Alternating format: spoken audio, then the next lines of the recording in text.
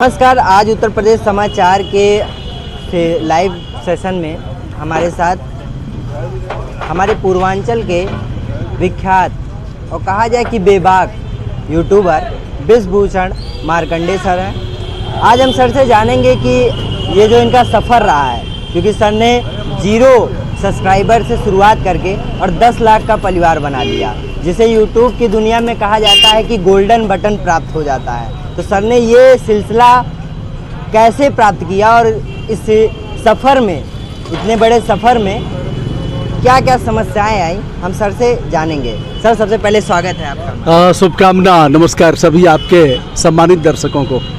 Sir, आपका ये जो यूट्यूब शुरुआत किया था आपने, क्या मन में क्या आया था कि अब इसकी शुरुआत की? मैं सोशल साइट पर पहले से था, कुछ करता था टाइप वाइप कंप्यूटर पर। उसके पहले टाइप वाली जो मशीन होती थी, बाद में ऐसे ही बनता गया, कारवां बनता गया और फिर लोग आते गए, आगे बढ़ते गए। कभी हौसला गिरा नहीं लोगों का। धन्यवाद कि उन लोगों ने कभी अपना स्नेह स्रोत हमारे लिए सूखने नहीं दिया। अच्छा रहा उनका। सर, जब शुरुआत आपने की तो मन में आया होगा कि किन चीज़ों को हम उठाएंगे प्राथमिकता से और इसको समाज के बीच में रखेंगे।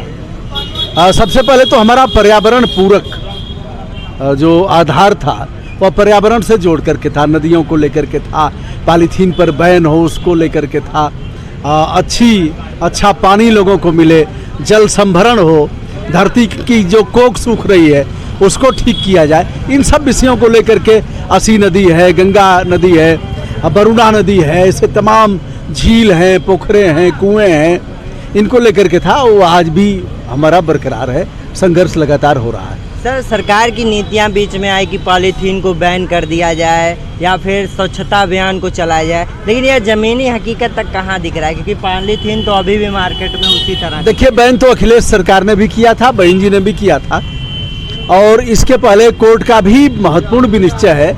यह लोग सुप्रीम कोर्ट, हाई कोर्ट के आदेश का संज्ञान नहीं लेते हैं। कोर्ट ने कहा था कि गंगा के मध्य धारा से 2 किलोमीटर की परिधि में कोई पॉलीथीन न बिकेगा और न प्रयोग किया जाएगा।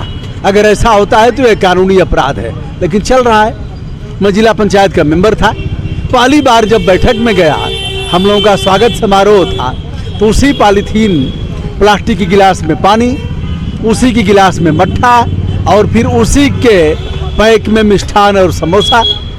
तो हमने कहा यार, पहली बैठक है, क्या करना चाहिए। चुप रहें। फिर भीतर से आत्मा ने ललकारा कि बेटा आज नहीं कहोगे तो कहोगे कब? यहाँ प्रभारी मिनिस्टर हैं और यहाँ सांसद हैं, विधायक हैं, डीएम हैं, सीडीओ हैं, तो उठ का ऐसे द्वंद्व होता रहा। अंत में हमने कहा, डीएम साहब आप लोग मानेंगे नहीं, यह प्रतिबंधित प्रजाति की गिलास है, इस पर 5,000 रुपया जुर्माना है। गंगा के किनारे हम बैठ करके अब बैठक कर रहे हैं, लेकिन मैं तो इसका बहिष्कार करूंगा। आप लोगों की इच्छा भाई, और आप पर जुर्माना कौन लगाएगा? डीएम साहब अच्छे थे, उन्होंने कहा कि नहीं गलत तो हुआ है।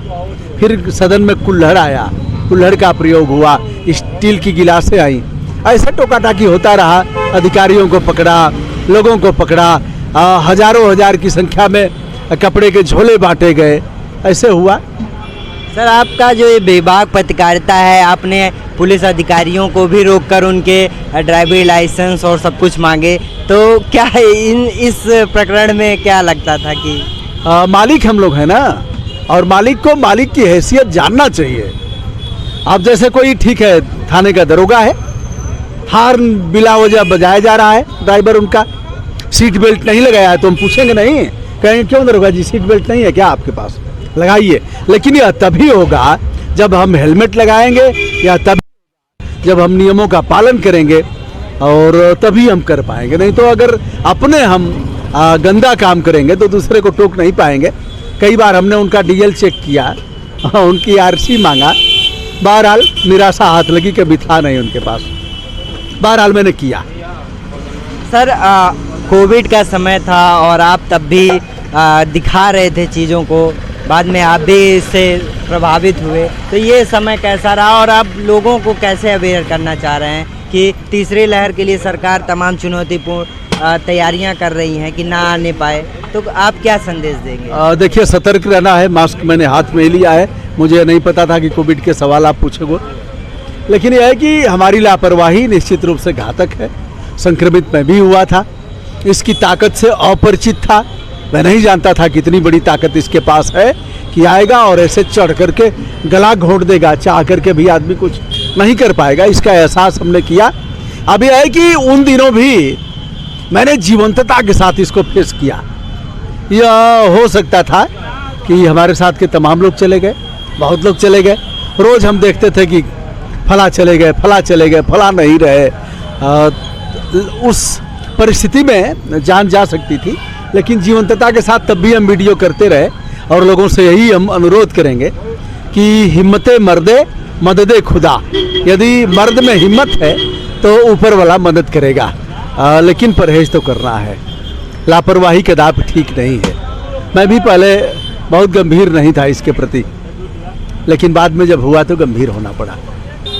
सर, अभी आपका तमाम वीडियो लोग देखे तो आपके मन में क्या आया? कौन सा वीडियो ऐसा आपका रहा जो आपको पसंद आया कि हाँ मैंने इसको किया और बड़ा ही अच्छा इसका रिस्पॉन्स? अब देखो, अब फतेहपुर सिकरी का एक वीडियो हमने कर दिया। वहाँ जो शेख सलीम चिश्ती की दरगाह है, जिन्होंने अकबर ने मत्था टेका था और वहाँ मत्था टेकने के बाद उनको पुत्र रत्न की प्राप्ति हुई, तो मैंने उसको दिखाया। ऐतिहासिक महत्व का स्थान है, यूनेस्को धरोहर है वह। लेकिन अब लोग आ रहे हैं, कह रहे हैं बताइए आप यह दिखा रहे हैं, आप अकबर का दिखा रहे हैं, मकबरा दिखा रहे हैं, हिंदू होकर के शर्म नहीं लग रही है? उन गंदे लोगों को हम कैसे बताएं कि बेटा जब IAS और PCS की परीक्षा देने जाओगे तो यह प्रश्न आएगा। अब उनके दिमाग में गोबर भरा हुआ है, हिंदुत्व तो ऐसा चढ़ा हुआ है, हिंदुत्व की जो दूषित, खराब और विभत्स परिभाषा है जिससे वो आच्छादित है, कह दो अपने आका से उसको तोड़वा दें। मैं तो यही कहूँगा, कह दो तोड़वा दें, लाल किला तोड़वा दें, जहाँ से प्रधानमंत्री जी उसकी प्राचीर पर चढ़ करके झंडारोहण करते हैं, कह दो तोड़वा दें। अधिकांश तो मुगलों के समय का है, अंग्रेजों का समय का है, सब तोड़वा दें। यह नशा जब तक रहेगा देश की सेहत सुधरेगी नहीं। बहुत से वीडियो हैं, सभी को अच्छा करने का प्रयास करता हूँ। कभी कभी हो सकता है लीक से अलग हट करके कुछ करना हुआ हो, हमारी चूक रही हो, हमारी गलतियाँ रही हो, तो उसके लिए पश्चाताप भी करता हूँ। और वीडियो यह प्रयास होता है कि साहसपूर्ण पहल हो, लोग उससे सीखें, लोग अपने आचरण में परिवर्तन लाएं। और धंधा व्यवसाय से संबंधित वीडियो हो, पर्यावरण से आच्छादित वीडियो हो, कुल मिला करके जो संविधान की फंडामेंटल ड्यूटी है उसका पालन करते हुए वह वीडियो दिखे, ऐसा प्रयास करता हूं। सर, आपकी वीडियो विदेश में भी देखी जाती है और तमाम ऐसे रिस्पांस आए हैं कि आप जिन रोजगार को दिखाया है वहां से विदेश तक के कपड़े तक वहां चले गए हैं। आपने जिक्र किया कि बांस का एक कारोबारी था जो कपड़ा बनाता था, तो क्या लगता है कितना मन को सुकून आता है? नहीं, बिल्कुल। देखिए, जो संगीत में है उनका किया, उनको भी देश विदेश के लोगों ने देखा। और तमाम ऐसे कभी भेदभाव नहीं किया गया। जिन लोगों ने भी आग्रह किया अथवा उनके यहाँ पहुँच करके अपना खर्च करके उनका वीडियो किया, उनके बारे में बताया, उनका नंबर बताया, उनका अगर चैनल है उसके बारे में भी बताया, व्यवसाय है उसके बारे में भी बताया। लोगों से अभी कहा कि लोग बेरोजगार रहना सबसे बड़ा अपराध है, इसलिए कुछ न कुछ करें। तो यह तो अपनी ड्यूटी है, करता रहता हूँ, आगे भी करूँगा। सर, आप यूट्यूब की दुनिया में आपसे जो भी मिलता रहता है, तमाम ऐसे यूट्यूबर हैं जो कहते हैं कि सर के सानिध्य में आके हमने अपने यूट्यूब की शुरुआत की, तो नए यूट्यूबरों को आप क्या संदेश देना चाहेंगे? एक रास्ता है, मेहनत करना है, और कोई शॉर्टकट रास्ता नहीं है। मैं देखता हूँ बिना मेहनत किए हुए चाहते हैं कि मंजिल मिल जाए और हम भी हमारा सिल्वर आ जाए, गोल्ड आ जाए, तो ऐसा तो नहीं होगा। एक दो वीडियो वायरल हो सकते हैं झटका पटका पर, लेकिन अगर आपको लंबी रेस का घोड़ा बनना है और ऊंचाइयों तक छूना है तो आपको मेहनत करना पड़ेगा, पढ़ना लिखना पड़ेगा, तैयारी करनी पड़ेगी और यह विचार करना पड़ेगा कि हमारा जो कंटेंट है वो राष्ट्र के प्रति कितना समर्पण इसका है, यह जानना पड़ेगा। शॉर्टकट कोई रास्ता नहीं है, मेहनत करना पड़ेगा। सर, ये जो सफ़र आपका रहा 0 से 10 लाख तक का, कितने साल आपने इसमें अपना जीवन लगाया? 5 साल होने को हैं, लेकिन यह समय कोई बहुत बड़ा समय नहीं है। और लोग यह सोचेंगे कि अरे भैया कैसे करूँगा, क्या होगा, और पता नहीं चलेगा कि नहीं चलेगा, तो वह कर नहीं पाएंगे। करना है। सर ये 5 साल के सफ़र में आपने भारत के कौन कौन से कोनों को छुआ है? काफ़ी स्पर्श किया हूँ, 50+ है, लेकिन और जो बचा है उसको करना है, जल्दी करना है। सर चुनाव आ रहा है तो क्या लगता है कि इस बार चुनाव में भी आपका दांव रहेगा? नहीं, करूँगा, निश्चित ही करूँगा और बताऊँगा, निष्पक्ष रूप से बताऊँगा, जाऊँगा, कमियों को बताऊँगा। लोग कहते हैं साहब केवल बुराई दिखाते हैं, तो भैया अगर चमचागिरी करने के लिए कम लोग हैं क्या? कुछ लोग बचे हैं जिनको कमियों को दिखाना चाहिए। हम कमियां दिखा रहे हैं तो हम आपके शत्रु नहीं हैं, हम आपके मित्र हैं। और अगर ठकुर सुहाती एक शब्द है कि ठाकुर जी को क्या अच्छा लगता है, यही अगर चाहते हो तो देश के लिए अच्छा नहीं होगा। और जो लोग दिखा रहे हैं, कमियों को गिरा रहे हैं, उनका वेलकम करना चाहिए। सर अंत में क्या संदेश देना चाहेंगे लोगों को? लोग अच्छा सोचें, राष्ट्र के प्रति समर्पित रहें, जातीय धर्मांधता वर्ग भेद इनसे ऊपर उठें और कुएं से निकलें। कुएं के मेढक बन करके न रहें, गुलर के कीड़े बन करके भी नहीं रहें। जैसा कि मैंने बताया, फतेहपुर सिकरी का हमने डाल दिया और कहा कि यह शेख सलीम चिश्ती की दरगाह है और यह बुलंद दरवाज़ा है, एशिया का सबसे ऊंचा दरवाज़ा है। तो हमने कोई अपराध कर दिया है क्या? कह दो गिरवा दें, औकात हो तो उसको बिठावा दें, यह कौन सा गुनाह है? और लाल किले को भी गिरवा दें और अंग्रेजों की जो रेलवे लाइन है उसको भी उखड़वा दें। यह सब गंदी प्रवृत्ति के लोग कब सुधरेंगे? कब इनकी चेतना जागृत होगी? और जो इनको सिखा रहे हैं, सबसे गंदे वो लोग हैं, ऊपर वाला एक न एक दिन उनको दंड देगा। हम संकुचित मानसिकता में जिएंगे, हम इंसान कब बनेंगे? हम हिंदू हैं, मुसलमान हैं, सिख हैं, ईसाई हैं, ब्राह्मण हैं, ठाकुर हैं, चमार हैं, यही हैं, इनसे कब उभरेंगे? माना कि बेटी रोटी का संबंध बहुलता में उसी में होगा, लेकिन हम इंसान कब बनेंगे, इसको ध्यान देने की जरूरत है।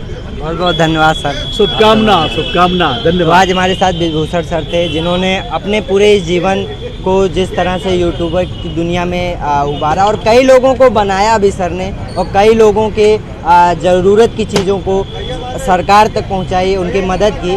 तो आज हम ब्रिजभूषण सर के साथ थे, इनके जीवन में बताएं। आगे हम और भी ऐसे ही लोगों से आपको रूबरू कर देंगे। तब तक के लिए हमारे इस चैनल पे बने रहें, लाइक शेयर कमेंट ज़रूर करें अगर ठीक लगे। नमस्कार।